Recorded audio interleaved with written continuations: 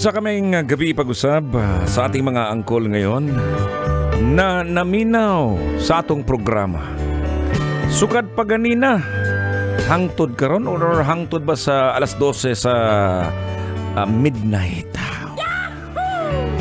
At syempre, magandang gabi din sa lahat ng mga nakatutok sa atin sa Love Radio Manila page. Hello, good evening to you and how are you doing? Bago po magsimula po ang ating pinag-usapan kanina yung tungkol sa kahalagahan ng pagkain ng gulay. Meron sana ating announcement ngayon ha. Para po ito sa darating na Sabado, November 11. Ito po yung launch ng ating Operation Tulong. Ayan ha, Operation Tulong. At syempre, makakasama nyo kami sa barangay.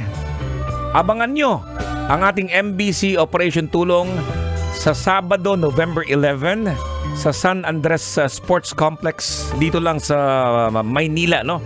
At meron po tayong hinandang medical mission.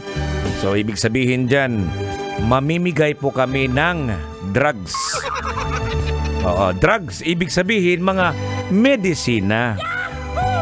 Oo. Drugs pa rin yun di ba? Yung gamot sa mga nangangailangan. Sigurado ako may mga vitamins dito para sa inyong katawan. At syempre, etong medical mission na to, meron ding wellness and fun. At may pag-games pa po tayo, no? Makakasama ninyo kami, ang inyong paboritong Taga Love Radio, no? Huwag niyo pong palalagpasin, 11:11, kita-kits po tayo sa ating MBC Operation Tulong sa San Andres Sports Complex sa Sabado, November 11. Ayan po. At sana ay nasundan niyo po kami. Kanina pa po mga kabisyo, no? Ang ating pinag-uusapan, no? Ang ibig kong sabihin, etong pinag-uusapan natin tungkol sa gulay. Ayan.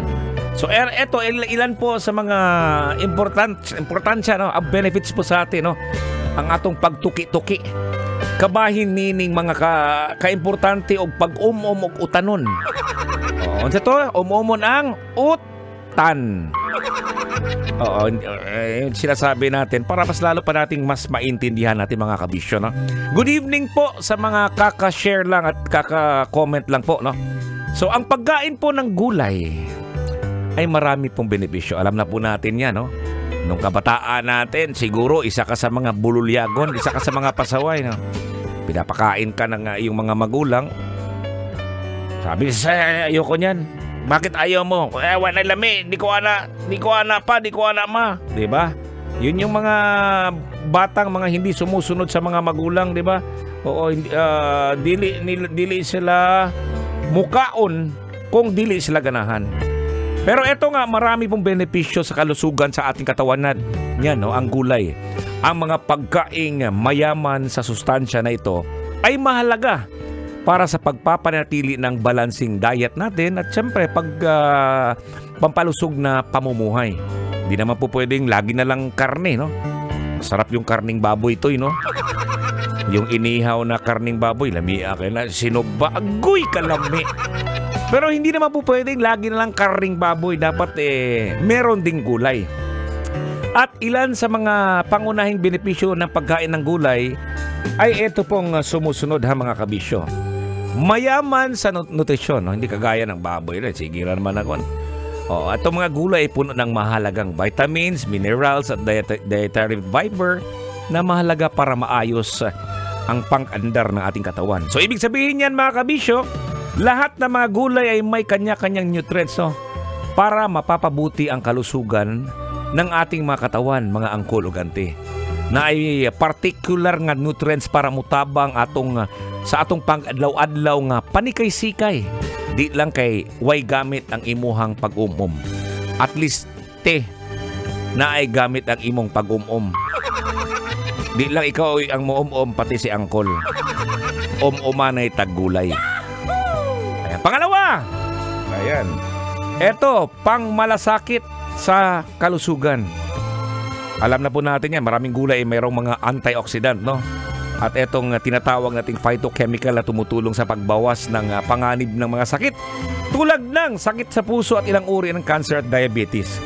Di ba? So ibig sabihin niyan, ang mga gulay na ito ay parang isang butika na hindi na kailangang bumili ka pa sa pharmacy para makakuha ka mo. Gastos pa kaani. So mas nindot pa ni kay organic, ha? So eto na po. Eto na po yung mga nag-comment dito. Pero bago ang lahat, gusto ko munang i-shoutout ito. Oo, asa man to itong i-shoutout dere. Nawagtang man. I-shoutout muna natin yung mga Lala Move driver. Ayan, nakatutok sa atin. Nawagtang mang sorry pero mamaya babatiin kita, no? Eto na po. Babasahin na po natin ang nilagay ko doon kanina sa aking fan page kung anong gulay ang ayaw at bakit. Sabi ni Lerpa Nokrala, pwede to. Una, talong, Brad. Bakit talong? Maitim na madalas pa pang inuod. Di ba, Brad Sonel Alcedo? Oo nga naman. Pero linisin mo lang yung yung inuod na talong. Kol, kanang imong talong giulod na. Pangalawa, ang palaya masyadong mapait. Sing pait ng pinagdadaanan ko. Tsaka parang hirap isubo talaga. So ayaw niya ng talong at saka ang palaya. Sabi ni JC Macleles, okra. Bakit okra? Bastos na gulay, naglalaway. Ganun ba yun? Sabi ni Ria Febrer Empensado, saluyot magaspang sa lalamunan, hindi ko gusto ang lasa.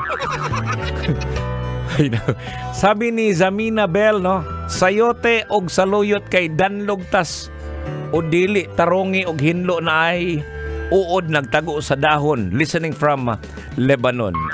Ang sikreto lang talaga sa mga kinakain nating gulay, no, linisin lang po natin.